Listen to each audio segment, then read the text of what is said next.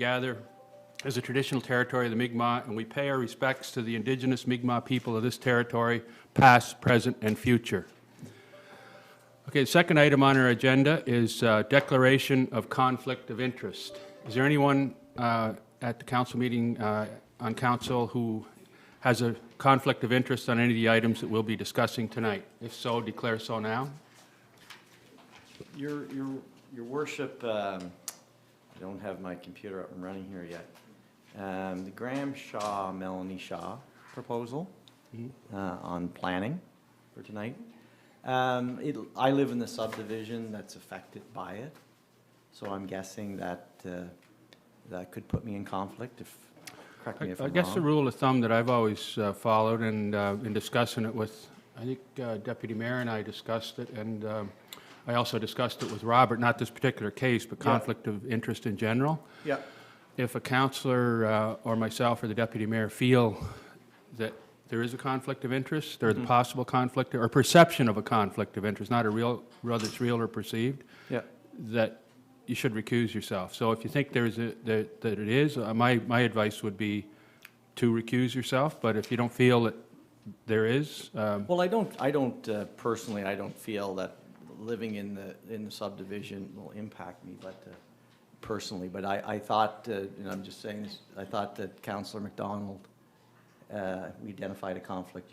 There was a zoning.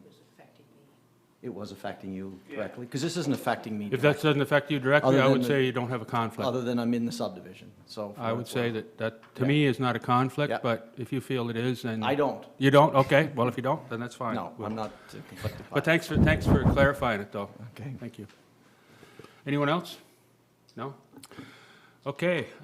We'll now move to item number 3, approval of the agenda. The agenda's before you. Anybody want to make any changes to the order, or add any items, or delete any items? I'll move it as it stands. Okay, thank you. I'll second that. Thank you. Any debate? If not, all those in favor? Aye. Aye. Contrary minded? Motion carried.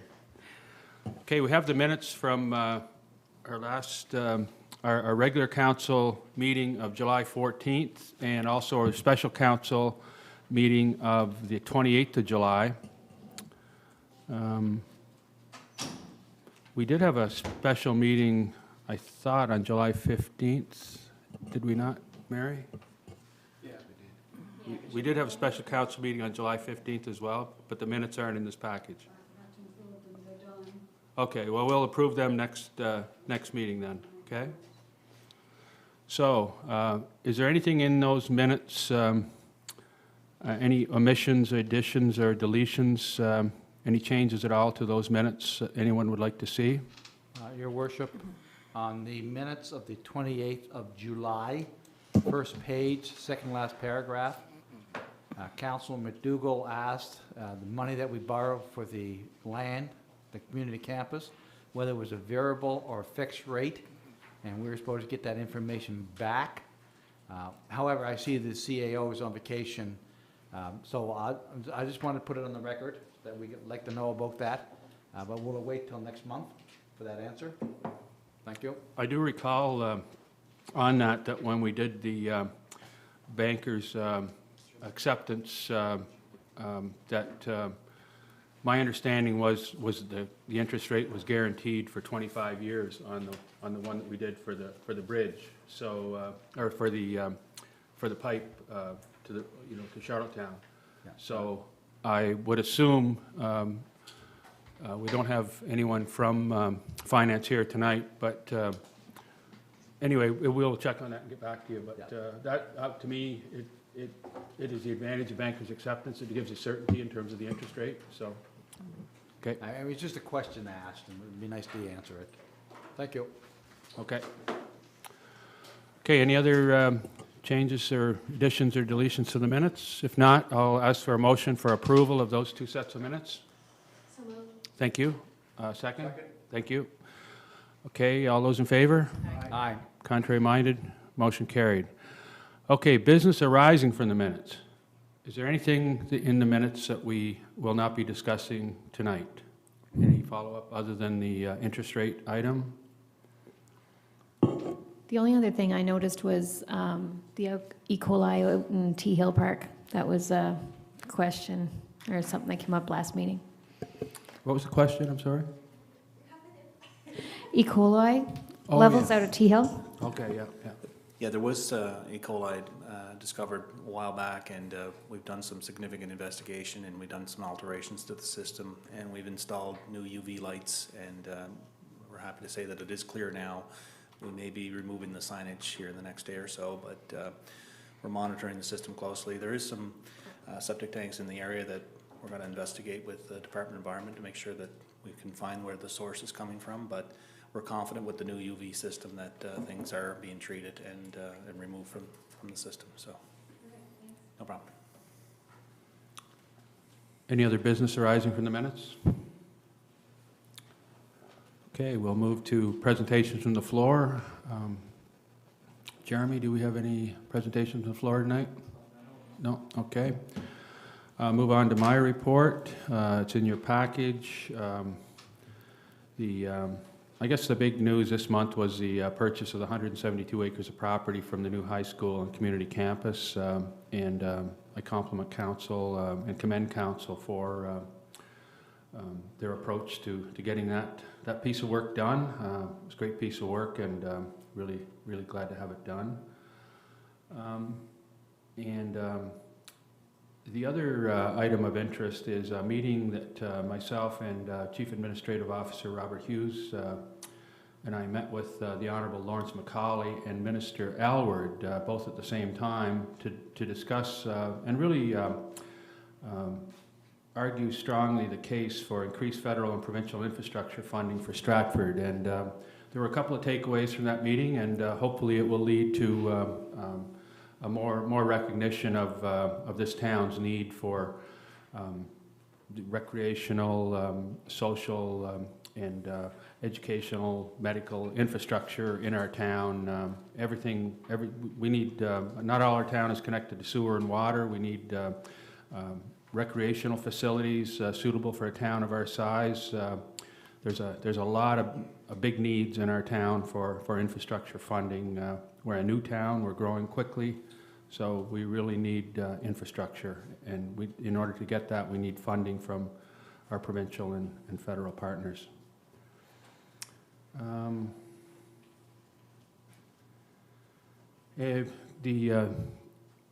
The beginning of Pride Week, I think it's important to really recognize the importance of our LGBTQ community and to really make sure that we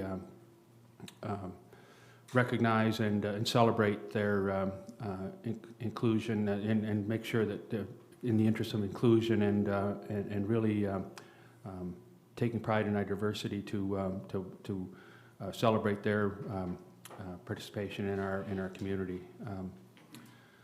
And I was also pleased to welcome two new businesses to Stratford. Northern HVAC, which provides ventilation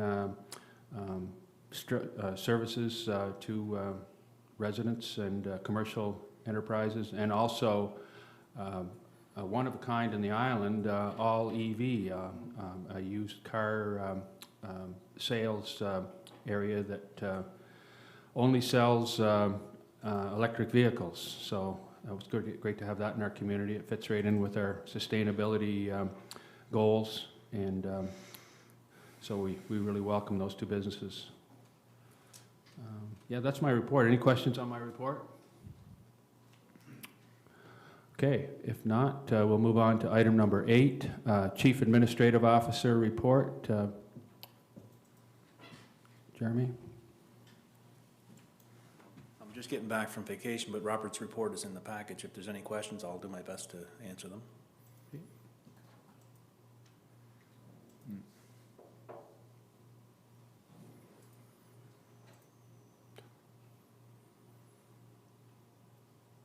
I'll just make a comment. There was an awful lot of work that Robert and others did to complete the purchase of the community campus property. It was a deal with a lot of moving parts, and to the credit of everyone involved, all those moving parts actually were taken care of, and everything was tied together, and we were able to sign the documents and complete the purchase. So it's a great piece of work.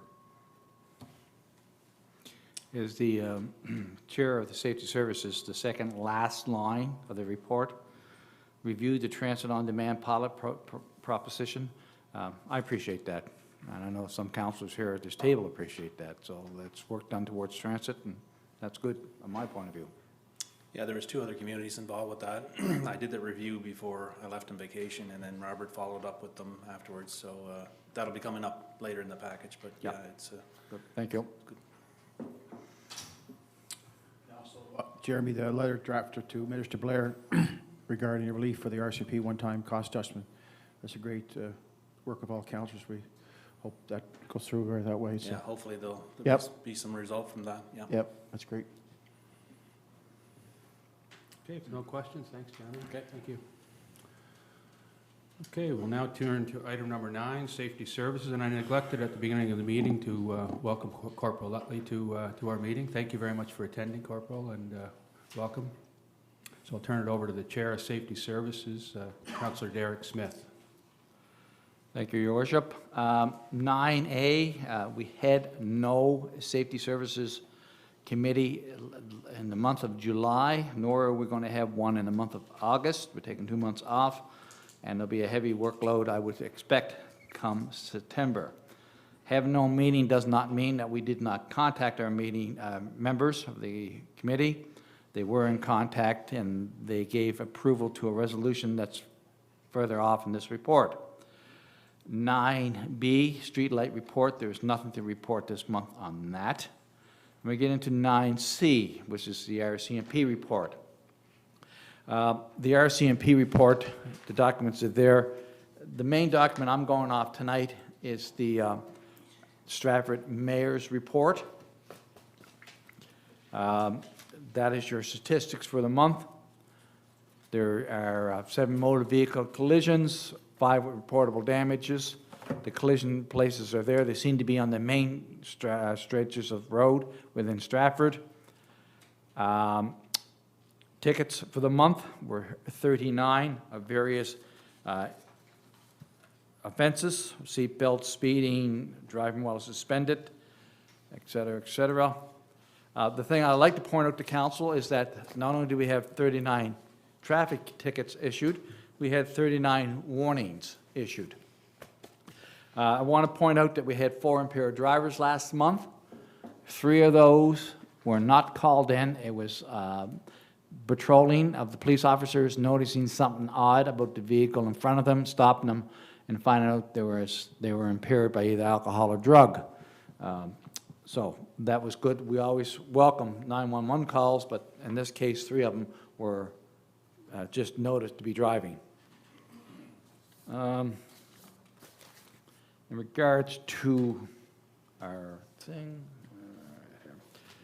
I'm going to ask Corporal Ludley to explain on your sheet here with all the statistics on it, line number 1, offenses related to death. If you could just briefly explain what exactly that means and not get into any details of any ongoing cases. Yeah, so I did put some research into that, and obviously we have not had a suspicious death in Stratford in the month of July 2021, so that would have been a sudden death that was investigated by us. So anytime anyone passes away at home, the police are called to ensure that there's no suspicious circumstances surrounding the death. Yeah. So that would be should be a sudden death and not actually an offense under related to death. Okay. All right, Yep. then. And that is basically it for the RCMP. I'll open up the floor for questions, either myself or Corporal Dudley. Corporal Dudley. God, Corporal Ludley. Mike. Similar. Corporal, Corporal Dudley, I want to thank you for this month's report, that it's indeed has the last 3 July statistics plus year-to-date for the last 3 years, and I appreciate that. You're welcome. And I just, a couple of things. They do a good job. Anytime we ask for something, a breakdown, whatever it might be, we always get it. There's a lot of work goes into these things, and I don't know who's responsible for it. I'm guessing it's, Well, Janet at Stratford produces the first document that everyone was looking at, and then Yeah. one of our crime analysts, Greg McCormick, Yeah, looks Greg. after the more detailed report. and you two, Corporal Utley and Glenn Dudley was great. You guys attend all our meetings, and any questions we ever have, you guys do a great job. You're there, you answer them. If you don't have an answer, you get back to us. Like, all that's, it's great the way you guys conduct yourself and engage us here in council. But I would like to see Councillor Smith, there are some pressing matters with your new contract and budgets and issues that we have in council regarding those expenditures and whatnot. And we know that the town, through survey, are hoping to have more officers. So we have a lot going on, I think, that falls outside of Corporal Utley's mandate, and I know Constable Lorenz Saunders, he attends here as well. He does a good job, but I think it's time here in the near future that we meet with the management of the RCMP, perhaps at the end of the summer or something in the near future. I think we have a lot to discuss with them, and I think it's been it's a little overdue, I think. So I'd like to see that happen sometime soon, I think. Just to remind that we do have the police study underway and it's still ongoing. So I think everybody's kind of waiting to see that report, to see what it says there, and then move forward. We as a council will make the final decision which way we're going to go, but we have to have the information, what's happening here. One thing I did forget to mention is that there were 65 NSC checks. NSC checks refers to employment, coaches for baseball, soccer, hockey, whatever. And the 65 NSC checks, that means 65 people last month did not have to drive across Charlottetown to Maypoint to get an NSC check over and back and back and over again. So that is well welcomed within the town. It really helps us out. Okay, we'll open the floor for any more questions. If I could just add a comment to Councilor McDougall's inquiry. Yep. I just want to say that I will contact Commanding Officer Ebert to see if we can set something up maybe for September to have a meeting. Hopefully the police study will be out by that time, and we'll be able to discuss any issues, as well as her management team, and to meet with our council. Would that be what you're Yeah, I referring think, to? and maybe timing-wise, maybe Corporal Utley can speak to it when we actually know numbers, so that maybe they're voting on it soon. Or Yeah, maybe my you can't understanding- disclose that to us, or whatnot. I had an inquiry from Laura Chapin at CBC, and she Yeah. checked into it with the National Police Federation, and the contract is still hasn't been ratified. It's Yeah. out to the members for ratification. But I don't know if there's options in there. I don't know what whether they're gonna trade more money for more vacation or what it is, but they don't seem to be clear on what the details are, other than that there is a major increase that we understand that there is, and well deserved as well. Yeah, sure. But the fact of the matter is, we don't have specifics on that at this time. And so whenever the ratification vote is completed, then we'll be able to determine the impact on Stratford. And we also discussed that with the Honourable Lawrence Macaulay when we met with him to see if, if the federal government could hopefully come to the table with some assistance if indeed it does have a major, there's a major cost increase for policing for our town. Yeah, so I think having Or said for that- all municipalities, for that Yeah. matter, sorry. Yeah, we're likely best suited then to arrange something when we're armed with more knowledge versus what we're expecting. Okay, and well- whatnot. So yeah, if the ratification is happening soon and we know it's happened and then we're no longer guessing and we know numbers now, I think it'd be a good chance to chat with the management and Well, see, and particularly, then there's other issues too, and we haven't spoken to them. And I think we've spoken to them, I've been here near 3 years, maybe once, right? But yeah, I don't see I think that it could definitely be on the heels of Yep. having that ratified and go into the table with that knowledge. And hopefully the results of the police study as well at the same time, and we could determine the impact on the Yeah. town as well, whatever the options are that are identified there. Yeah. Okay. Yeah, sure. Just for the record, the mayor brought up an interesting point. This request from the federal government in regards to the policing costs that we're going to be facing, although that is our request from the town of Stratford, it affects many communities within PEI, the Maritimes, and right across Canada. There's many communities who uses RCMP services, and they're all looking at the same thing, and I don't imagine there's too many communities that want this bump in their finances. So we initiated it, and if it's brought in, it may be brought right across Canada, which would be a nice thing for everybody. It helps everybody in the bottom line. Okay, any more questions in the RCMP? I have another question. I'm just wondering how big a deal it would be to start getting the cell phone usage SOTs that are issued every month as a breakdown. If Greg and his ability to get that for us, that would be great. I'm noticing myself. What, was it on there in the past? I had thought it was in the past. I'm not really sure, Okay. maybe at one point. Okay, Distracted driving. Yeah, but I think that there is a charge for cell phone usage, right, separate? yeah, Yeah. won't be an issue. I'll Oh, mention great. that to Greg and have Okay, him thank add you. that field in there for you. That's great. Yeah, no I problem. find myself often sitting behind someone at a green light because they're on their phone, Right. lots, Get the license number, and call it in. yeah. Okay, no problem. Yeah, no problem. Thank you.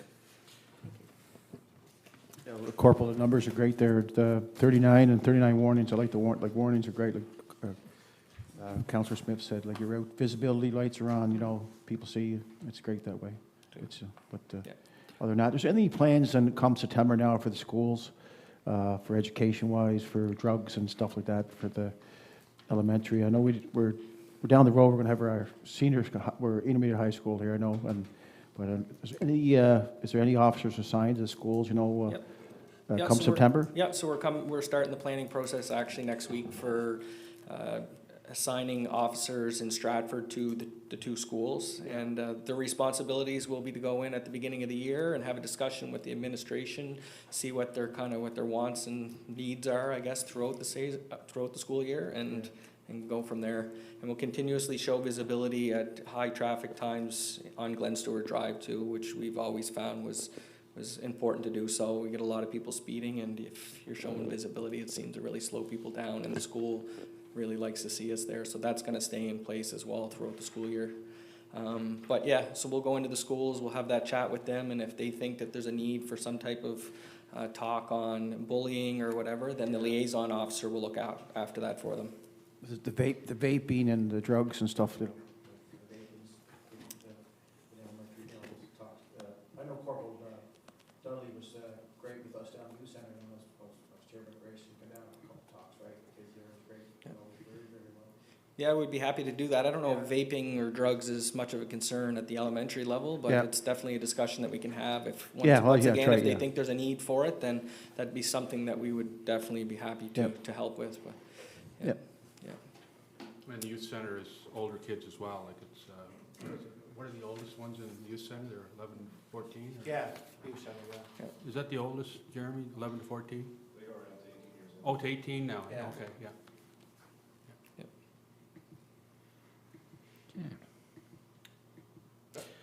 Okay, any more questions in regards to policing? If not, we'll move on. Thank you very much, Corporal. Thank you. Thanks a lot. Thanks for everything you do. Yeah. Thanks, thank you. Okay, we'll move on to 9D, Humane Society report. Status quo for Humane Society, the open cases, the closed cases, there's nothing really comes to the council's attention that's outstanding, so they're doing a great job for us.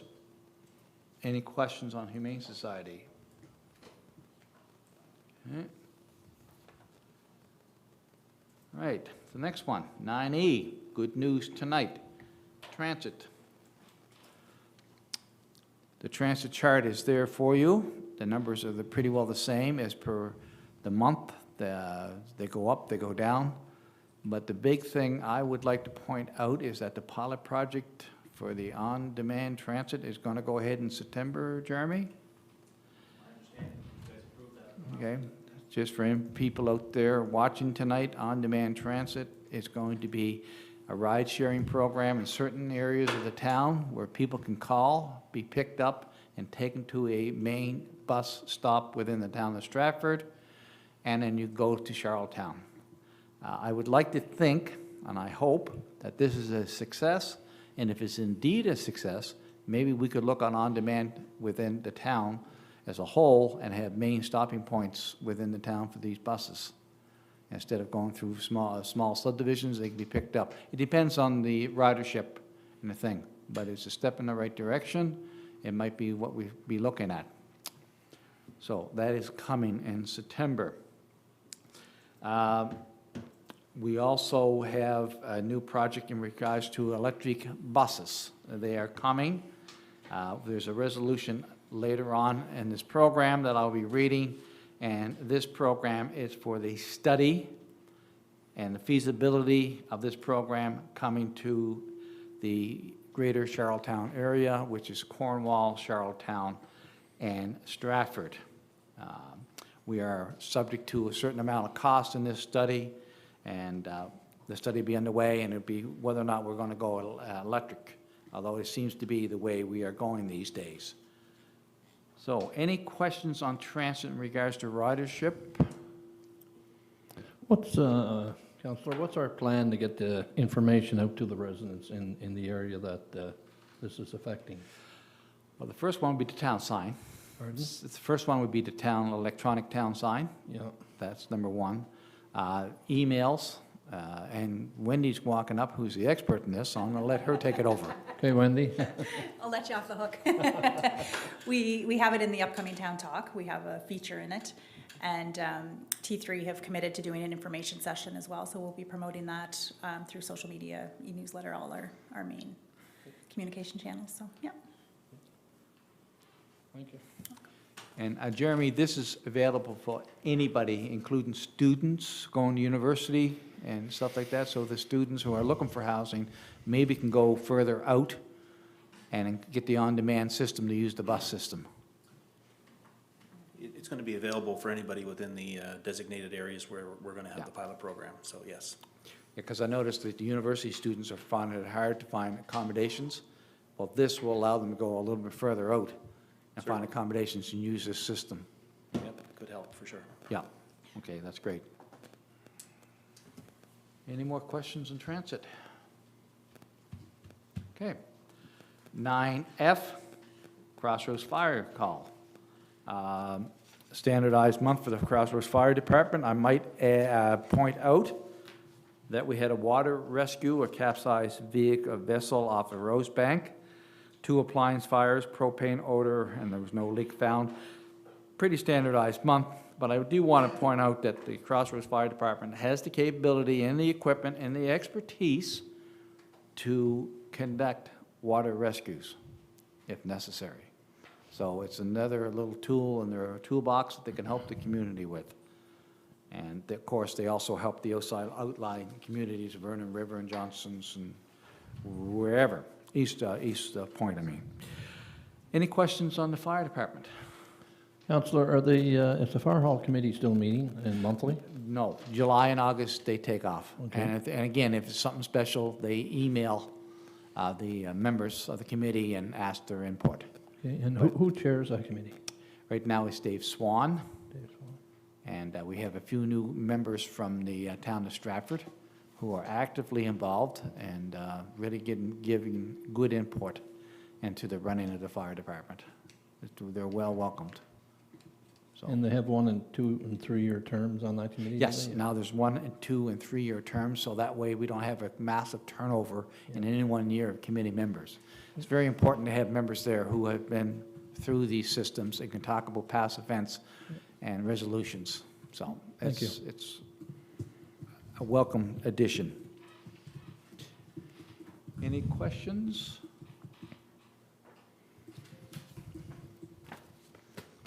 Okay, we'll move on to 9G, which is the resolution that we're facing that I talked about earlier. Town of Stratford Resolution Number SS002-2021, Transit Electrification Planning and Counseling Services. Whereas the Capital Area Transit Coordinating Committee, CATCC, issued a proposal calling for transit electrification planning and consulting services to provide support for the planned electrification of the capital area transit system, including development specifications for buses and facilities, supporting funding applications, and creating operational strategies for electric transit. And whereas 4 proposals were received as following, excluding HST: Wood Environment and Infrastructure Solutions, $121,500. Left Turn, Right Turn Incorporated, or Limited, $139,600. Dillon Consulting, $155,542. And the IBI Group, $175,000. And whereas the proposals by the CATCC and the proposals submitted by the Woods Environment and Infrastructure Solution scored highest, and the references were excellent, and whereas the cost of the total project, including contingency of HST, is $162,725, of which Stratford's share is 15%, for a total of $24,400. Be it resolved that the Transit Electrification Planning and Consulting Services, RFP, be awarded to Wood Environment and Infrastructure Solution for a total of $121,500 plus applicable taxes, and a contingency of $20,000 plus applicable taxes to be established, to be used if necessary at the discretion of the CATC for the project completion. Be it further resolved that a supplemental capital budget in the amount of $24,400 be hereby approved by the Town Electrification and Consulting Services. This resolution bears the recommendation of the Safety Services Committee from an email poll conducted on the 3rd of August 2021. This committee is the Safety Services. It's moved by myself, Derek Smith. I'm looking for a seconder. I'll second that. Thank you, Deputy Mayor. Okay, any discussion? The one thing I want to point out is that our committee members did not say yes or no to this thing, but they did intense research, asked a lot of good questions, and then made their decision. It was well thought out by our committee members, and I appreciate that. So So are you saying, Councillor, that there was no recommendation from the committee? no, there was a recommendation, yes. Oh, okay. But when they read it, they just didn't say, well, it sounds okay, or if you're saying it's okay, I'm okay. No, they studied it. They actually went in and studied it and came back with questions. Well, what about this? What about that? How about this? But that. And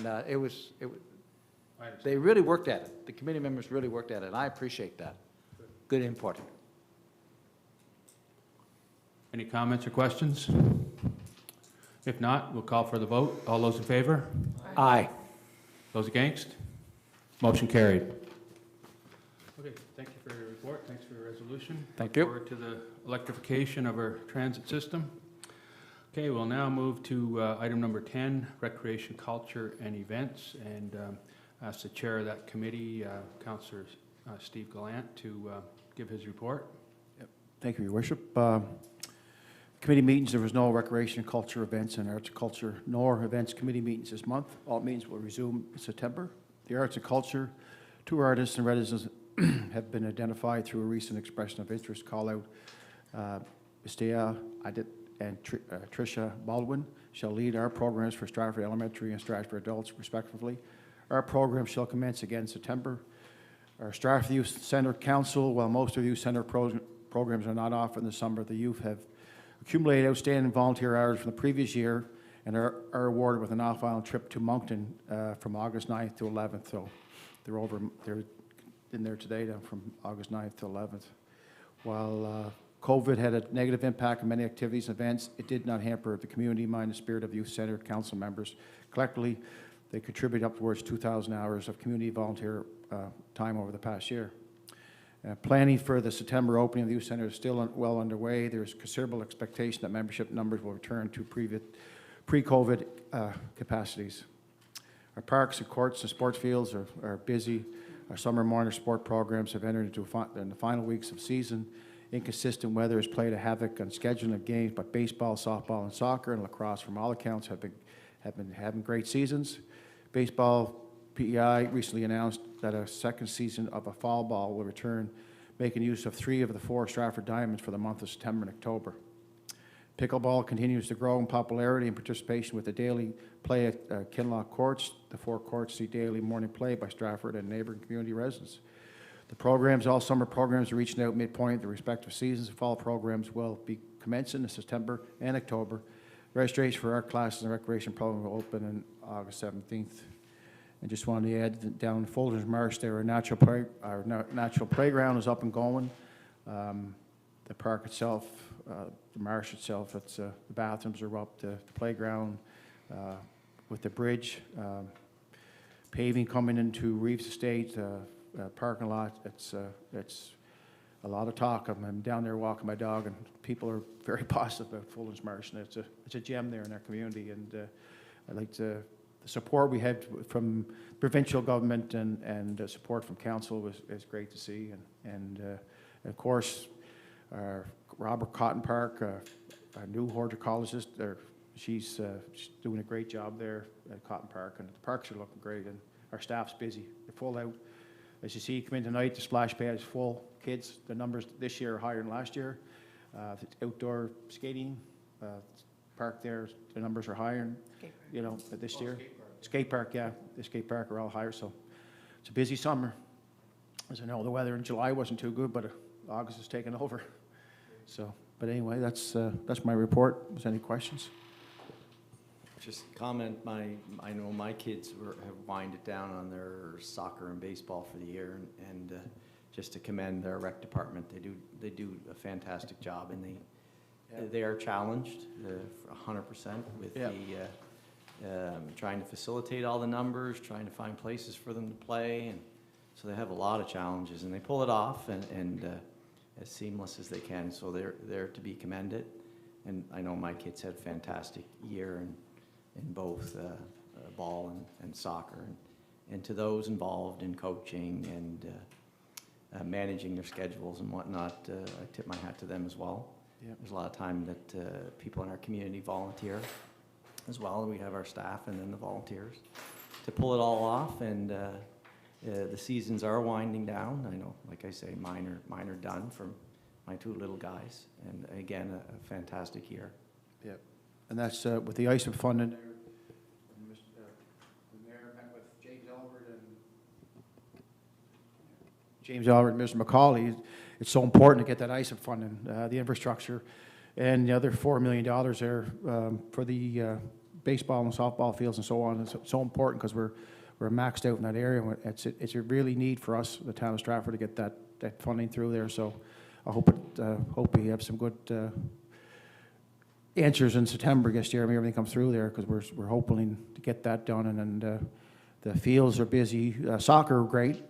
Soccer, good, but the baseball and softball are maxed out, and the kids are going in different areas. And just hopefully it comes through, and just be patient with us, and we get on that right away. You know, that's because that's where we want to go with it. Any other comments? Sorry, go ahead. I'd like to make some observation. The baseball, McNeil Field, they have quite a league going there. There's a lot of people watch that baseball. Yeah. Parking their vehicles, and they're up to 200-300 people watching their games now. Yeah. So that's good to see. Fulton's Marsh, I use that quite a little bit now. A lot of people use it, which is great. But I notice we have a lot of fields, just they're hay now. Is there any plans in the future? What are future plans for Fulton's Marsh? Like, I know the campus is number one, but what do we think we should do on some of those fields? I'll let, I know my answer, but Jeremy can answer it too. Fullerton's is sounds loud. Fullerton's obviously is a conservation park, and the multi-use field is utilized. There's probably a little bit of capacity there right now in the summer season. It's kind of our overflow field. Lacrosse is the probably the main user right now, but we do have soccer practices as an opportunity there as well. In terms of the other spaces, we're currently have a parks master plan being conducted for our 4 largest community parks: Fullerton's, Pondside, T Hill, and Robert Cotton.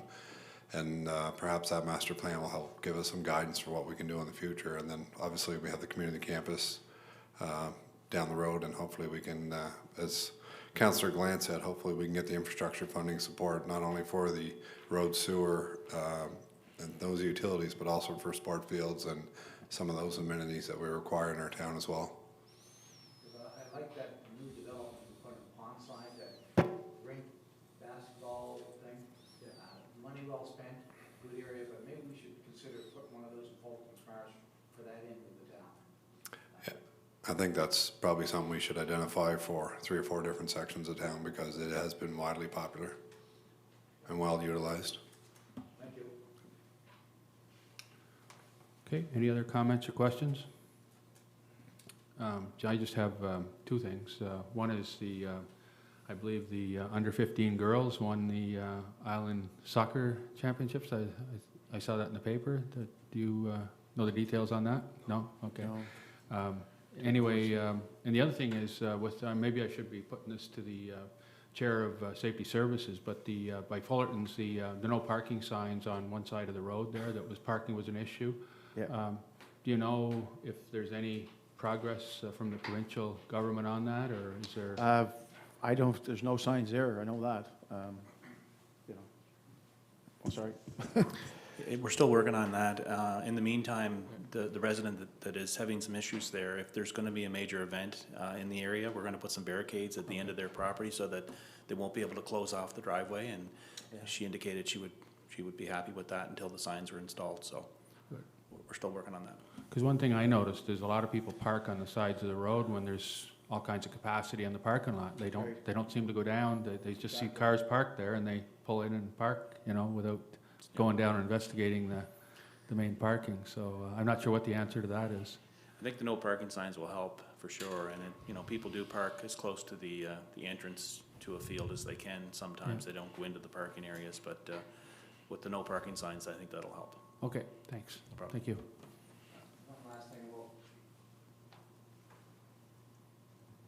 One last thing about Fullerton's Marsh, the orchard we put in last year, there's apples on those trees. Oh, yeah, yeah, yeah. Yeah. Okay, I believe if there's no other comments on the report, then we'll move to the resolution. Councillor? Yes, I'll just open it up here. Resolution number RC 002-2021, request for decision, Sean and Julie McDougall, dated this day, August 11, 2021, Recreation, Culture, the events. Whereas the town of Stratford received a request for a decision to be purchased or obtain the right to use a portion of parkland adjacent to their lots, to their lot on Saints Crescent, and whereas the Recreation, Culture, and Events Committee recommended against the purchase, but were open to an easement for the use of the property. Whereas the parkland was dedicated to the town as part of the subdivision for the use and enjoyment of all residents, particularly those in the area. And whereas the Chief Administration Officer recommends against selling any portion of parkland that was deeded to the town for public use.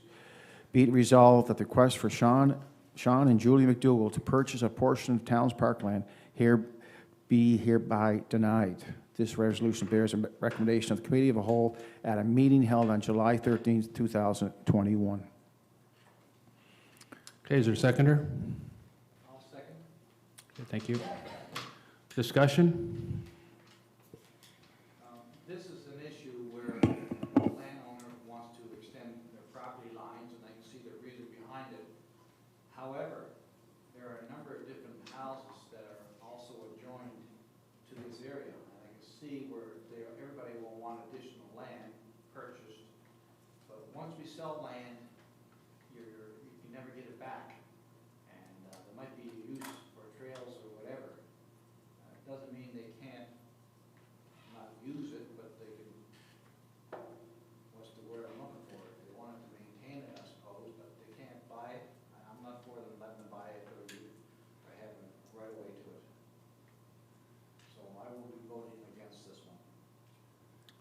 Okay, any other comments, questions? Okay, so just to be clear, the resolution is written in the positive, so if you vote for the resolution, it's to deny the request from these two individuals to purchase the land. So, just to be clear on that, okay? Everybody clear on that? Okay. So, we'll call for the vote. All those in favor? Aye. Contrary minded? Motion carried. Okay. Finance and Technology Report. I'll ask the chair of that committee, Councillor Gail McDonald, to give that report. Thank you, Worship. Reports in your package of over a few things over the last month for the Finance Department. So the auditors have finished their on-site work, and the staff are continuing to answer audit questions on the file. Staff is reviewing the water and sewer treatment charges for a new development. There were 3 bidders for the insurance tender, and it was awarded to Heinemann Company, and we were with Heinemann Company previous to this tender. Kent Dean was invited to our last Finance Committee meeting to discuss network security, phishing, emails, and open Wi-Fi. The Switch PACE program has started. The Finance Department is working with Maddie and PACE on submissions. Staff is working as well on revamping the long-range forecast model and the timesheet summary spreadsheet. The July utility bills are due on August 16th. And that's my report, Your Worship, other than the town income statement is in your package, as well as the utility income statement. As far as the town's concerned, our revenue is down a little over 4%, and our expenses are down a little over 9% for the year to date. Thank you. And utility is continuing to do well? Yes, they are. Yeah, Yeah. good. Revenue is up 29%. I just want to make a comment on the insurance tender. I think that was excellent work. I think the analysis that was done on that was saved the town a significant amount of money. So my thanks right. for you and the finance department for all your work on that. Yeah, I actually had to step down from that meeting because I had a conflict, but Okay. yeah, well, lots of good work done on that file. Yeah. Great. And if anyone has any questions, I'll attempt to answer. My director is on vacation this week, so she wasn't able to attend tonight. The question I have is, one of the items is lots of phone calls from customers on their utility bills. Is there an issue there, or that they It would just, put? Kim didn't get into specifics on that. I just, and that she kind of puts that in almost every month, just to say that that's certainly part of their day, especially Okay. when the bills arrive, of course. People want clarification and that type of thing. I can get into more details for next month if you like. No, I'm just, it's just, It would be Never interesting to know. noticed that before. Yeah. I have a couple of questions. Dean Kent. Kent Dean? Kent Dean, okay. Dean Kent Dean. He gave a discussion to the committee. Yes. Do you, obviously you were there. Yeah, well, Do you think the council would be wise to have him come in and talk to us? yes, I think that would be a great idea. And so we can reach out to him. Yeah, because, you know, it's a Finance and Technology Committee, so we tend to talk a lot about finances, not so much about technology, but for last month's meeting, we had an opportunity to talk more about technology sort of thing. So Kent was gracious enough to come and gave us about a half an hour session on what he's been doing and what we should be watching for as we're on our computers. So yeah, I can certainly ask him to right, do a good. little presentation. And the second line down there, staff is working on revamping long-range forecast modeling. Do you think maybe it's wise to have somebody come in and talk to us about what might happen? So we can try to figure out, because the pandemic is now over and, well, somewhat, excuse me, take that back. The pandemic is coming to an end, and I think that maybe the government's going to be looking at different avenues, so maybe we should look at some forecasting. So anything they find out, could we have a meeting with them? Oh, to yes, see of what they course. think was going to Yeah. happen? I think the mayor wants to address that. Yeah. I just want to comment on that, Councillor.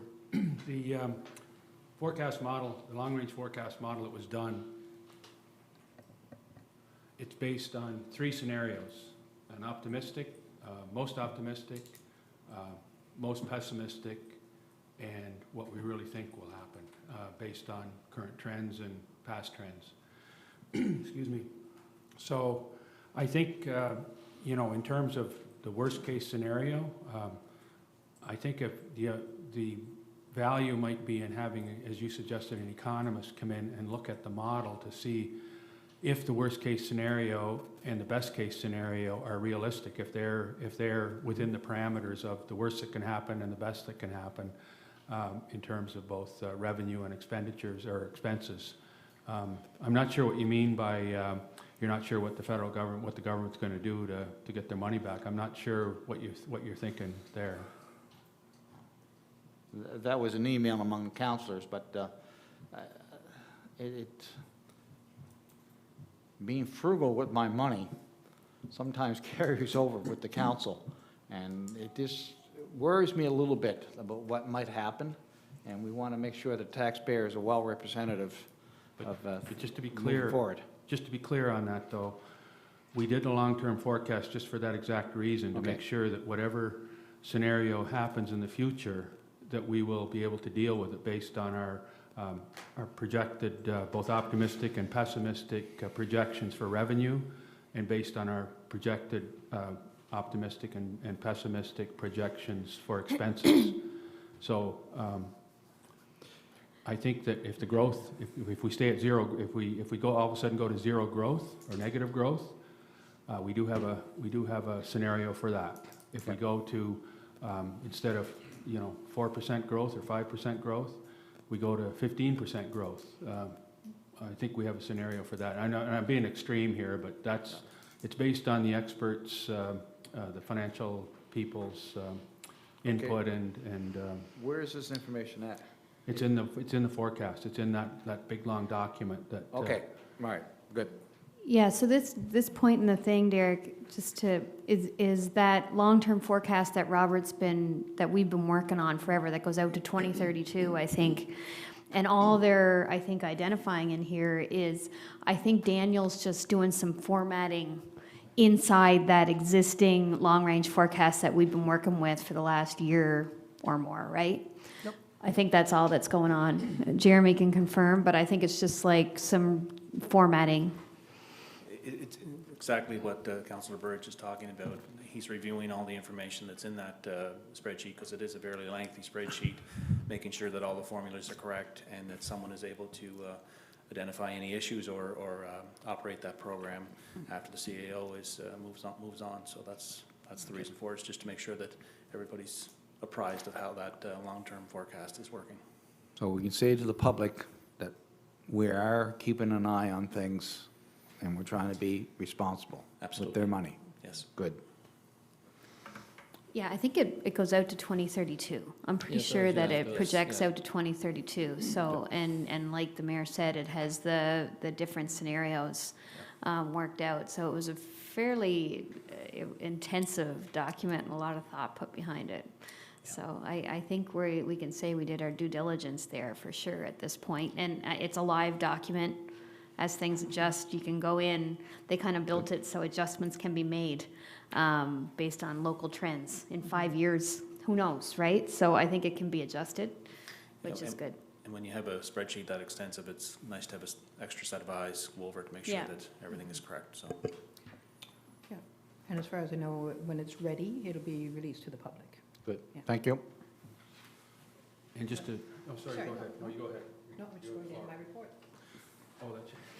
I just wanted to say, thank you for your report, but I just wanted to say, just as a final note to what Councillor Smith was saying, it's so when we make decisions, or future councils make decisions, that they'll know the implications, the impacts on tax rates and that sort of thing, if there is an impact or if there's not, and what we can do without impacting taxes too. That's an important piece of information for our council and future councils to be able to know that if we have this amount of money to be able to to put necessary programs and services in place for our residents.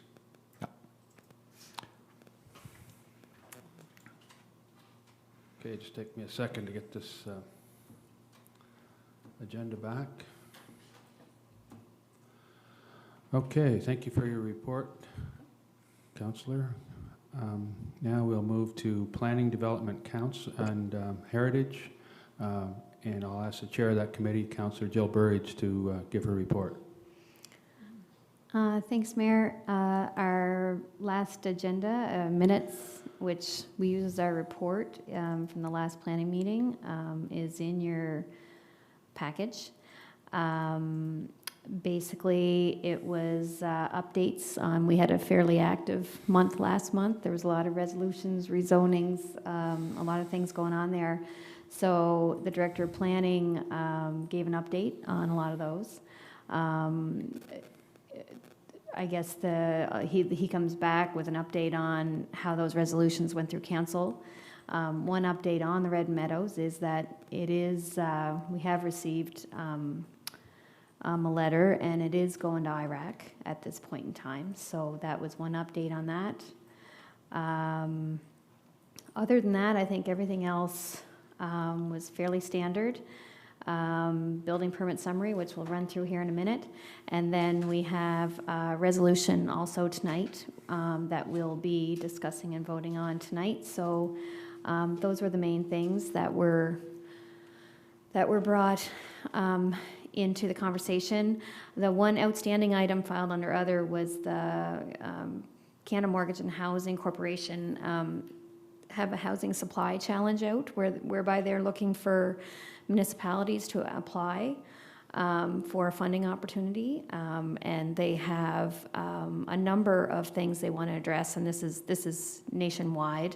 We're not the only ones struggling here. A lot of municipalities are struggling with housing supply shortages. So there was a discussion on that. We looked over the funding application. We looked over what things would qualify, possible projects that can be worked on, which would be public education for the public, councillors, whatever, roadmap and potential impact of new approaches to zoning, methodology for municipal analysis of pre-development bottlenecks, develop a fast-track process for specific types of housing, i.e. affordable units, conversions, streamlining approval processes for specific application types, and reconciliation-based public consultation approaches. Methodology to do an equity-based review of municipal processes with a roadmap for implementation, and discussion on seniors housing, nonprofit affordable housing, and what's on the go there and what can be done. So they have a whole bunch of things. This isn't saying Stratford would do every single one of them. We would identify what's important to Stratford at this particular time and maybe focus on that. So that was a discussion. Staff are working on an application to put into this right now. So I think the deadline is August 29th, I believe. So it's a shot in the dark. It's a national funding opportunity, but we'll put one in. I imagine if we get through phase one, I imagine that there will be other communities that will partner with us on this because we're all kind of fighting the same battles. We just didn't have time to coordinate before this deadline, but once we get through, or if we get through that first phase, we would certainly be looking to partner with other municipalities and potentially even the province on seeing that funding application through. So that's it on the planning side. Are there any questions?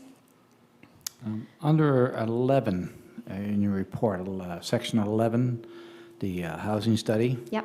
Down the bottom, develop a fast-track process for specific types of housing, i.e. affordable units and conservation. Can you expand a little bit on that, what exactly that means? Maybe Blaine can get up and talk to about that? Well, it's like, this was kind of the list that they put forward. This isn't something necessarily that the town of Stratford, this wouldn't be one of our top three. This is just in the list of what's eligible for projects. That wouldn't be something that would be probably in our top 3. We have other things that we would identify that would be a higher priority. Just remembering and keeping in mind this, this is Guelph and this is Vancouver are applying for this. So there's lots of municipalities that carry different needs and So priorities. You could definitely see a need within the town of Stratford for this to be done? I think there are pieces within this list that we could absolutely benefit from, no question, yeah. Good. Any other questions? Any other questions? No? Okay, and you have an update for the permit summary?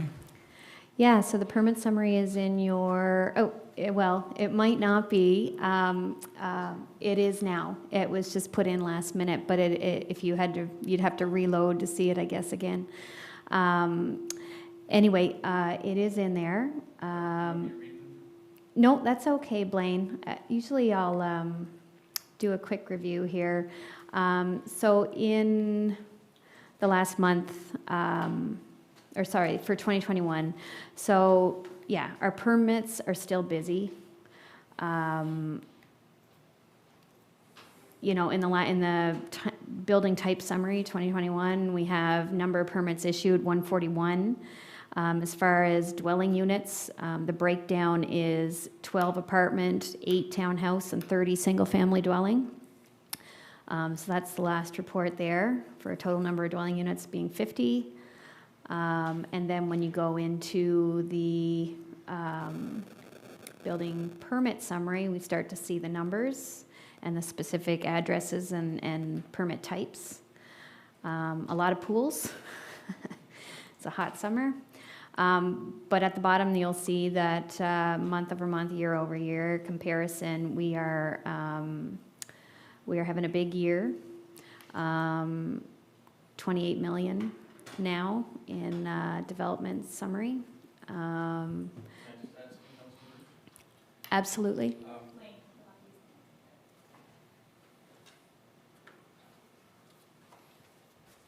Just to kind of give you an idea, the building permit says 141.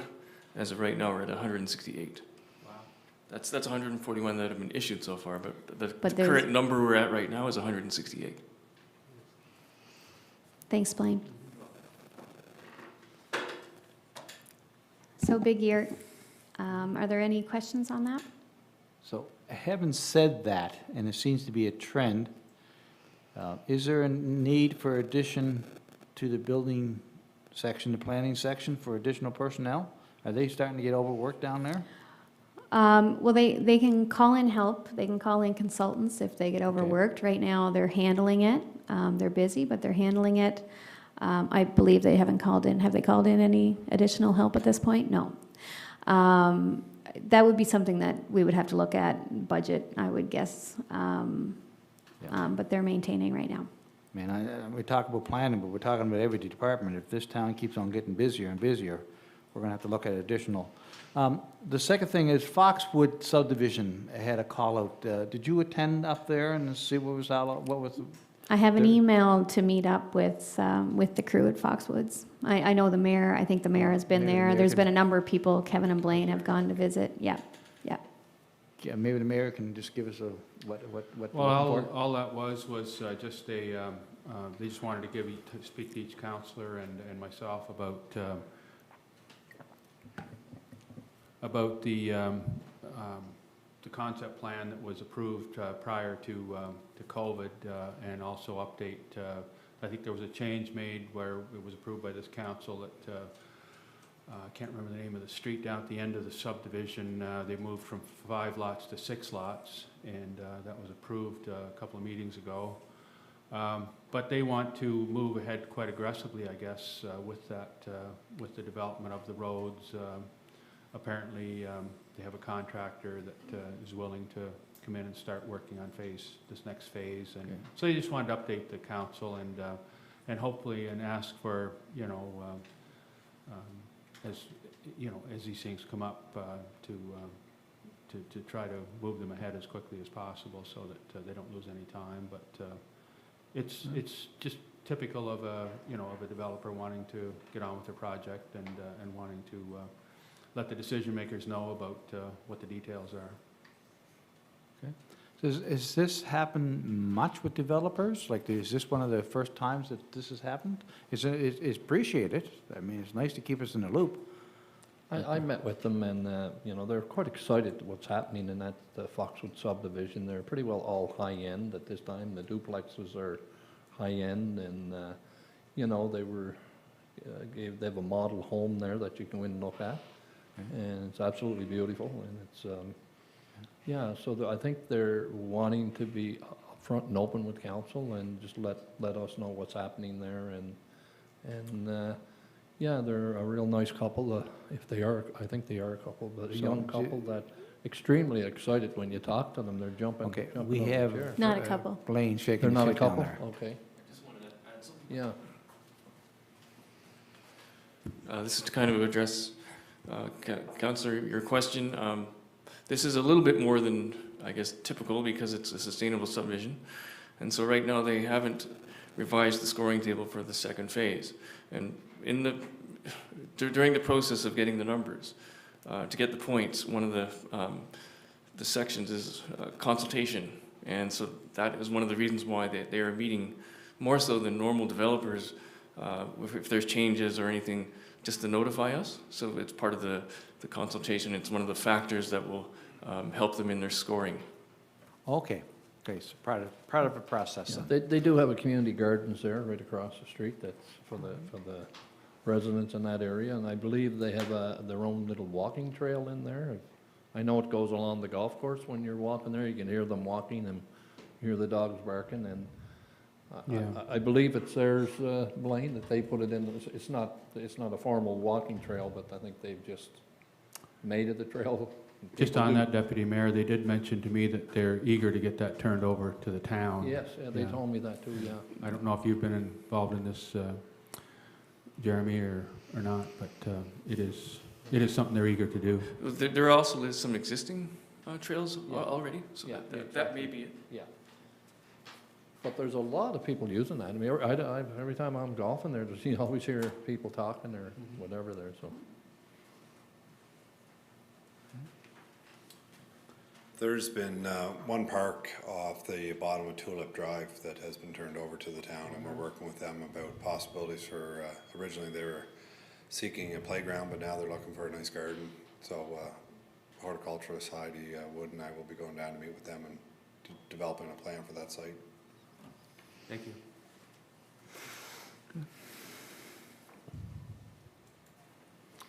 Okay, any other questions? Hearing none, we'll move on to the resolution. Number PH 024, 2021, Melanie Graham Shaw, lot size, front and rear setback variance request, Creekside Drive, portion of PID 865550. Whereas an application has been received for 3 variances from Melanie and Graham Shaw for a portion of parcel number 865550 located on Creekside Drive for proposed single detached dwelling. And whereas the proposed single dwelling would be located within 2 zones, the R1L, low-density residential large lot, and R1 low-density residential. And therefore, it has been determined that variances are needed for the portions within the R1L zone to allow for conformity to the zoning bylaw.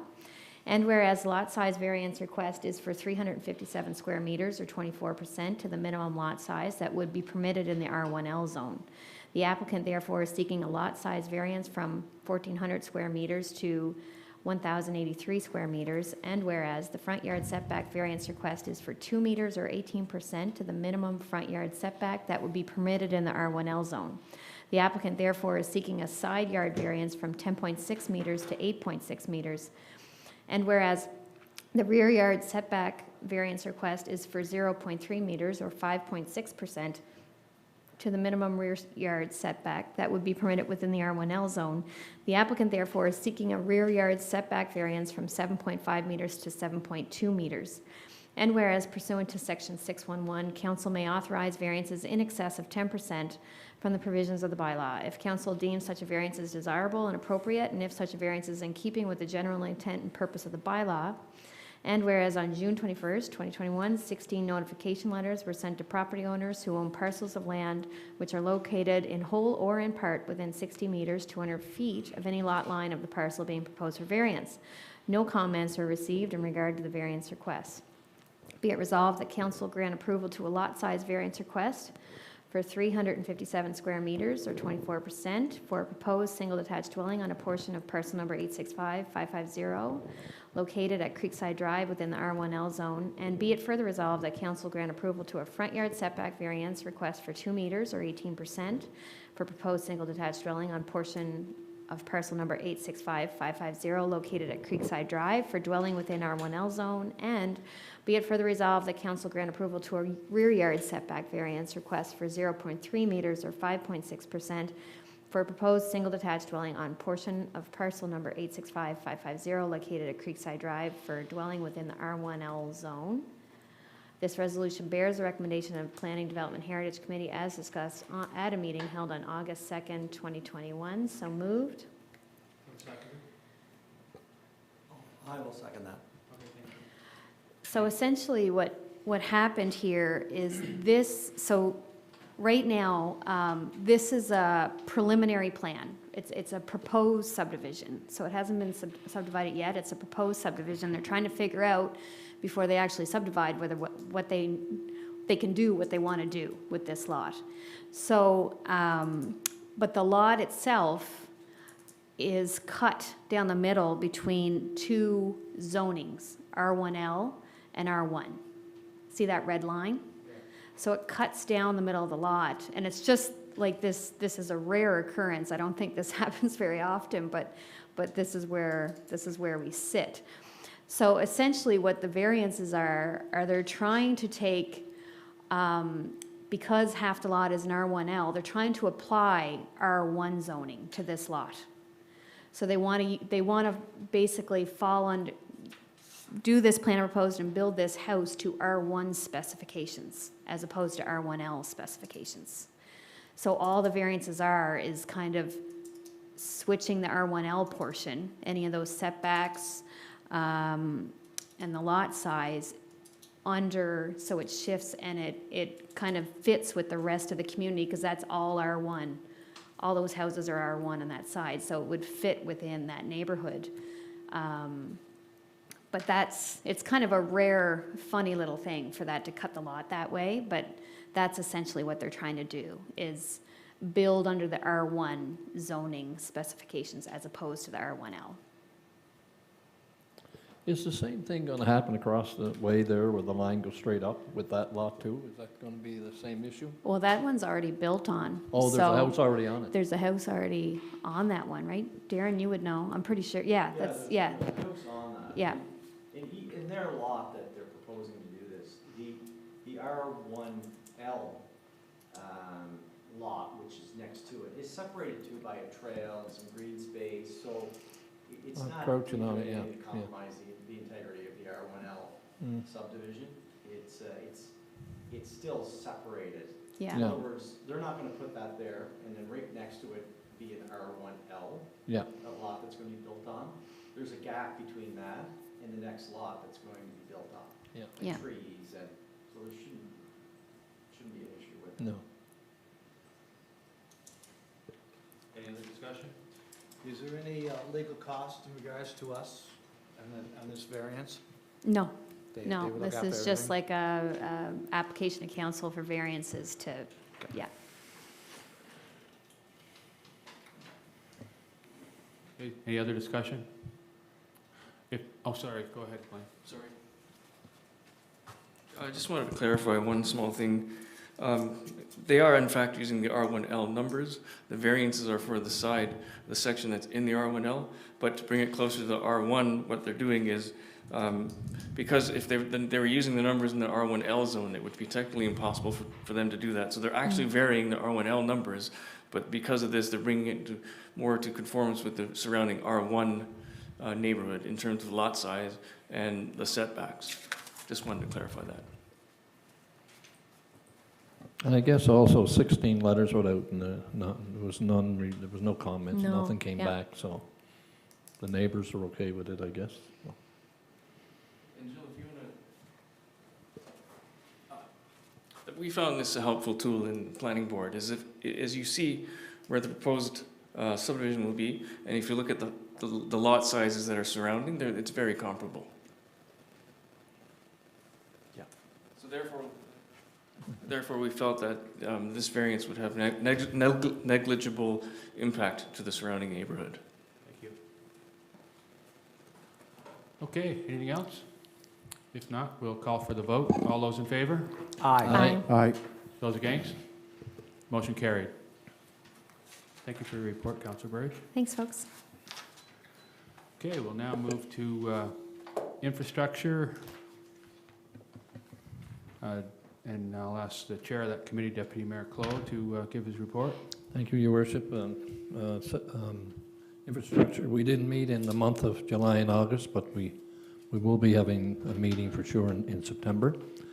A few items were the wastewater delivery system to Charlottetown Pollution Control Plant, with the screener building now sold and a plan approved by the Department of Environment. The contractor is now able to return to the site and continue with the decommissioning work. We anticipate the infilling of lagoon cells and removal of remaining infrastructure to be completed by the end of September. Inflow infiltration reduction strategy, inspection of manholes continue, and covers identified as being low are being raised to avoid surface water entering the collection system. The utility department are preparing a tender for the renewal of 2 segments of pipe on East River Drive using a trenchless technology called cure-in-place pipelining. The Investing in Canada infrastructure program, sewer lift station upgrades, the consultant is preparing the schedule and cost estimated for the first phase of the work. The water station upgrades, the work is completed and the station has been commissioned. Active transportation work has begun on the Kepic Road multi-use trail project and is estimated to be completed by the end of October. I took a drive-by there today and they certainly have it all ready to go, and they're working from one end to the other on that. So that's a go now, in progress. A tender was issued for paving of the section of Trans-Canada Trail along the Stratford Road and Glen Stewart Drive. 3 quotes were received and the work was awarded to KD Construction, and the work was completed last week. I believe that Charlie sent some photos of that out to the council. SCADA system upgrades phase 2. Bellinger Electric Limited has ordered the material required and will begin the upgrade work as soon as materials are received, and is anticipated to be in September. The dry storage building, an RFP has been issued for design service for a pole barn structure at the maintenance building site at 21 Hollis Avenue. The structure will be approximately 24,000 square feet. Proposals are being received until August 25th. Maintenance infrastructure staff has been extremely busy over the last month or so with the usual maintaining fields, completing repairs to William Gates and Millennium Drive trails, grass cutting, completed water valve exercising, milling of sidewalks. During the month of July, there were no major issues with our water distribution or wastewater collection system. And after some maintenance on the septic system and water UV system and the disinfecting the well at the T Hill water samples have been received with no E. coli or bacteria, our regular sampling programs will be resumed to monitor the quality. So that's my report, Your Worship. Any questions, myself or Jeannie or Jeremy will. Things are going great. It's great. A lot of good comments on the Stratford Road with that multi-purpose trail. That's going to be a big thing. Absolutely, yeah. I mean, it's the same with the Hillsborough Bridge right now. Yesterday morning there were 40 bicycles coming across there at one time. It's a grouper, and they were on Facebook. That's how I know they were on Facebook, coming across there. So they felt safe, and they would right up to Fullerton's. Right up to, it was great. Yeah, I did get an email from a resident about continuing that down, the trail down to Bayside. Yeah. Because of the fact that the kids have to cross the road to get to the school or Exactly. to the bus stop or whatever. So. It is something we can look at maybe at Yes. budget time, maybe bring it forward at that time. Yeah, Jeremy and I were talking about that, yeah. That you had mentioned it, yeah. And the lagoon's going to be done, filled in end of September? Yeah, exactly, yeah. Everything's going to go now. Okay. 2 buildings will be off of that property. They sold the green screen cutter, the screen machine there, the building. Yeah. On the Three Rivers, I believe. So we will be getting the final concept plan or the 2 options for the waterfront very shortly, I guess. I guess, That's supposed to be Jeremy, I in guess that'll be coming. next week or this week?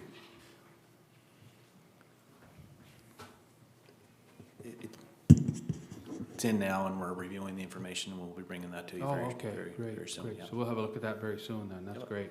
Yep. Thank you. Sorry, that's the waterfront plan? Yeah. Yeah. Yeah, So that's going to work out well, timing-wise, with these guys coming back?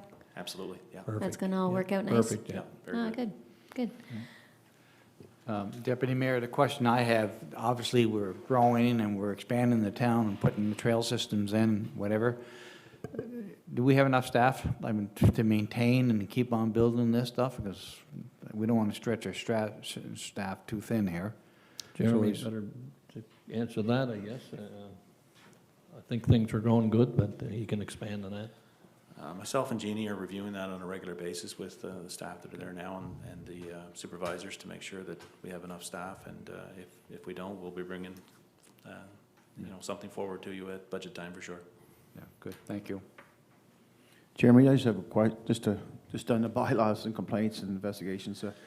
Just asking about the storage containers, like, the people have them in the driveway, the ones, is that? Dumpsters, you mean, or? Pardon? Dumpsters? Or? Yeah, they're not a dumpster, they're a storage, be like a container itself, Okay. Oh, steel containers. Steel you containers, get them yeah. in Kuwait, Is this- rents themselves. I know, I was just talking to a couple of people about them. Is that come under, do we cover that under unsightly if it's there for a while or like months, or if they? If they are unsightly and they're not in use, like if there's a particular use for them, but I mean, if there's garbage overflowing from them or materials that are strewn around the property, then it is definitely something that we would investigate, yes. Okay. If I could, I think we're talking about 2 different things Yeah, here. exactly, I think yes, yeah. What I think Councillor Gallant is referring to are shipping containers, the big Oh, metal, okay. and Yeah. people can buy them. I think they're around $5,000. Yeah, And you can put them on blocks or whatever, and you can use them like a storage shed sort of thing. yeah. Yeah. So I'm not sure, Blaine is not here, so I'm not sure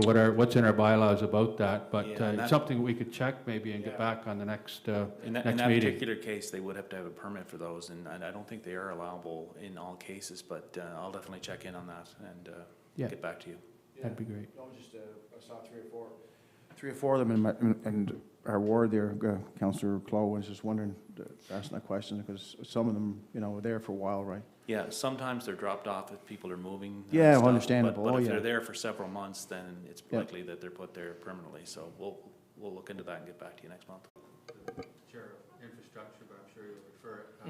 The paving for the parking lot at Pondside, I'm sure it's on our capital projects report, but I haven't seen it for a while, so I just wondered what the status of that is. I'm honestly not sure what the status is. I know it is on our projects, yes, for this year. I was going to be checking with Joe. He's on vacation Okay, no last problem. week and this week, so Next time. we'll have an update next week for sure. Perfect. It's in the budget for that. Yep. Yes, budget's there. yeah. Okay, It'll be wonder done. what the timing was. That's all. No, we need that done. Pardon? I said we need that done. Well, it's in the I budget. think Yeah.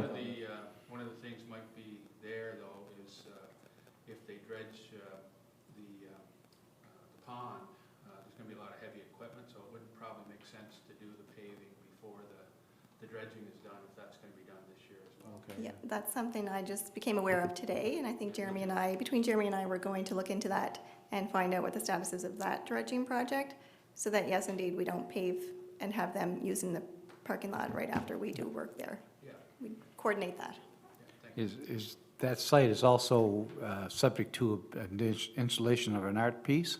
Is that correct? Yeah. So when's that going, and we don't know that yet, eh? A lot of moving parts to that cost. The art piece and follower, one moving part, yeah. There's 3 different departments, town departments involved. Yeah. The art piece is currently being worked on by artist Gerald Beaulieu and be installed in the fall. We don't have a date yet. He's working on a couple pieces simultaneously, but we know he's working on ours as well. So we're aiming for sometime this fall. And I guess that'll be coordinated with the other two activities as well. Yeah, we'll put our minds together and figure it out properly. That's my report, Your Worship, unless there's more questions. Thank you. Okay, next item is Committee of the Whole. We have a resolution, and what committee is this? Sustainability. Sustainability. Diversity is Oh, yeah, sustainability. sustainability. Okay, I'll ask Councillor Dougal to read that resolution into the record, or present that resolution, or move that resolution, I guess. Move the rabbit ears over there.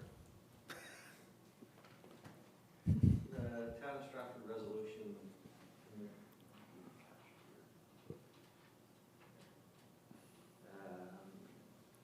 CW 009-2021, committee member appointment. Whereas council has established standing committees and subcommittees to those standing committees, in bylaw number 47, the council procedural bylaw to advise and assist council in its deliberations. And whereas the bylaw provides for the appointment of residents by council to provide public input to council in its deliberations, and whereas the diversity and inclusion subcommittee has several vacancies, be it resolved that Abraham Roy and Erica Croft be appointed to the diversity and inclusion subcommittee for the remainder of the 2-year term ending November 30th, 2022.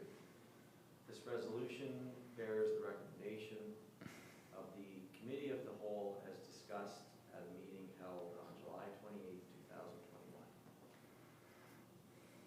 2021. So moved. Okay.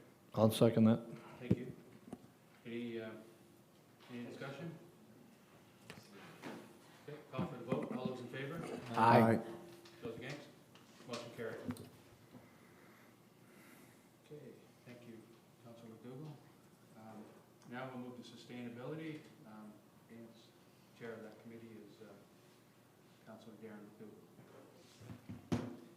Yeah, and I realized there was no report there, so I was scurrying around to try to jog my memory on what went on that day, other than it being my 50th birthday, but aside from that. Well, thanks. You're a little late, by the way. Half a century, yeah. Sorry, I missed, that would have been a good one. Oh, yeah, well, I play golf with the kids, so it's a lot different than my 40th birthday. Yeah.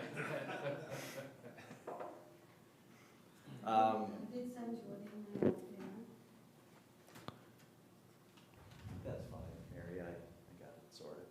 You sent me an email on like a report? Some of the information we didn't need.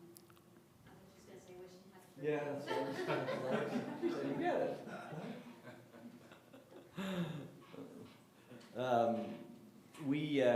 We started our meeting on the 4th with a discussion about our Eastern strategy that Derek Councillor Smith is spearheading. So we were just looking for terms of reference and whatnot, and Councillor Smith is going to engage, get some stakeholders, holders here involved and whatnot, and he'll spearhead that moving forward. We discussed the business survey, and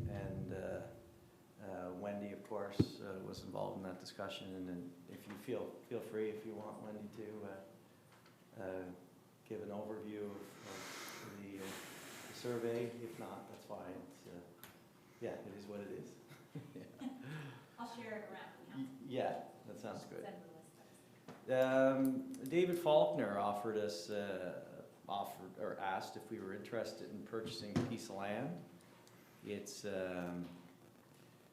the land is down on just off of Stratford Road, Harborview. Michael Thomas Way there.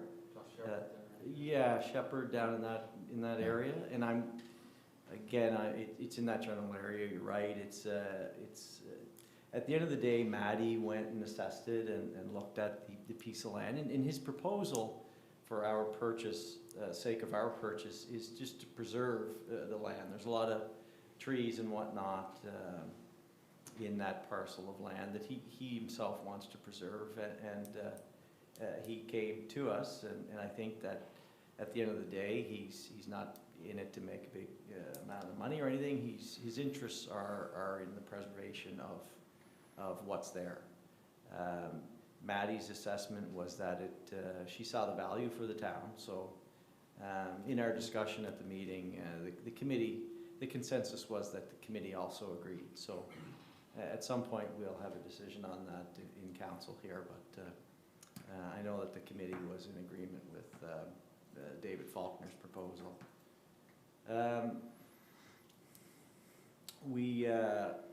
We also then get into a discussion about the CMHC housing supply challenge. And from there, Maddie presented her sustainability report, and Wendy presented her report as well. And we're back at it in September. If there's any questions and whatnot. If I could just make a comment for those that are watching that might not realize why we're doing the business survey.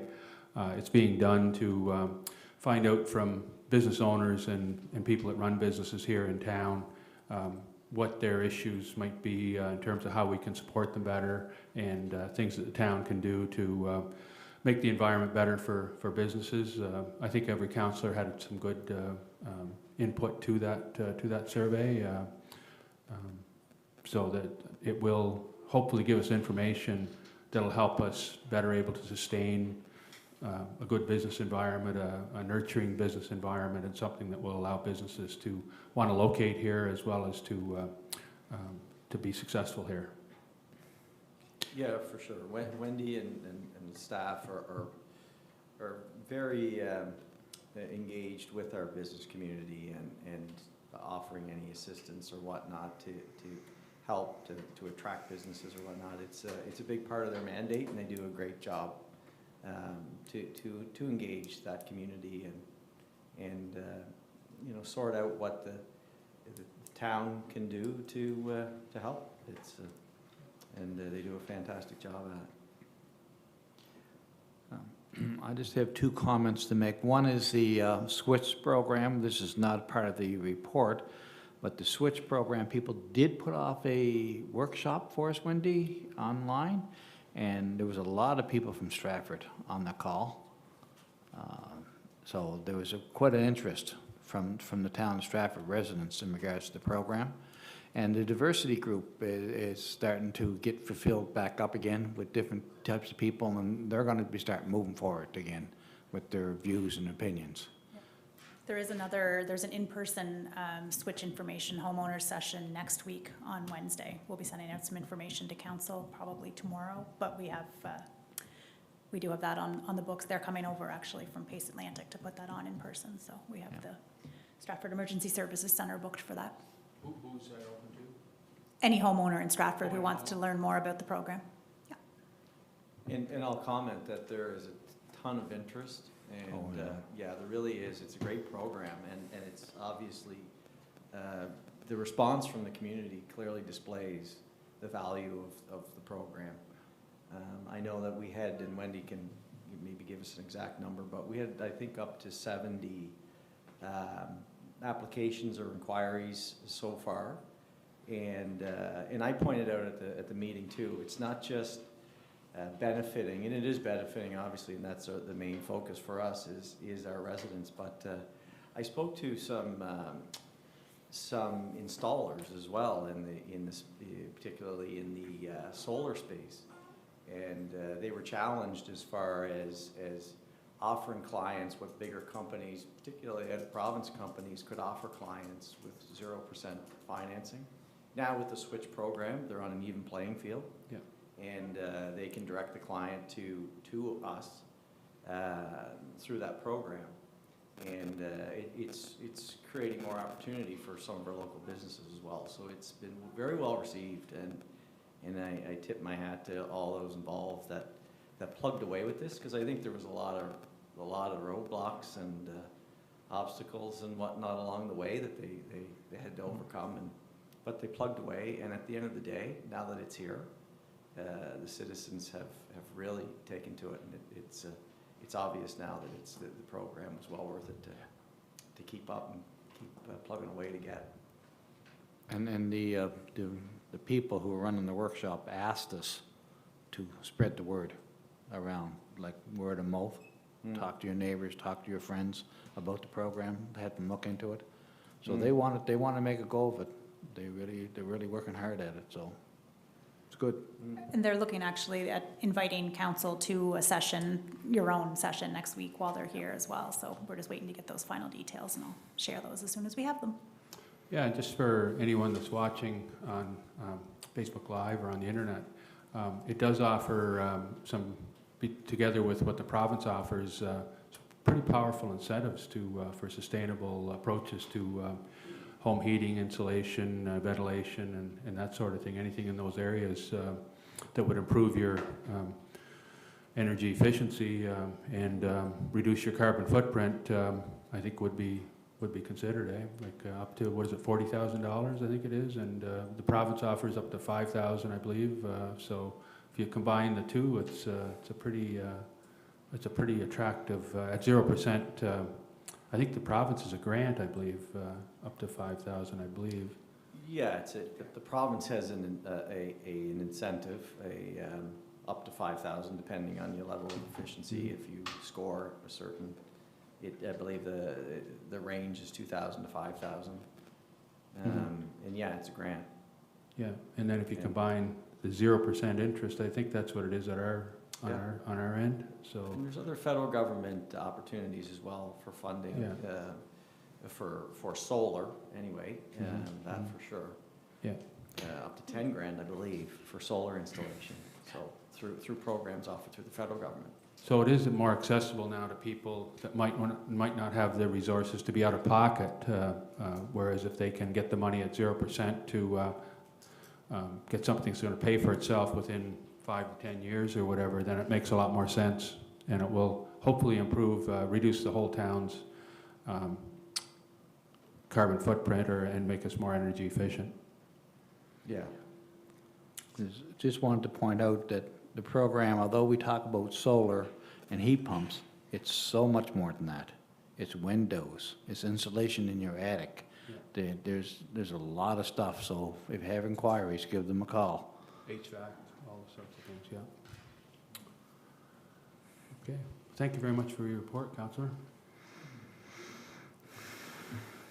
Okay, accountability and engagement, there was no meeting, so I don't have a report. Human resources, we didn't have a meeting.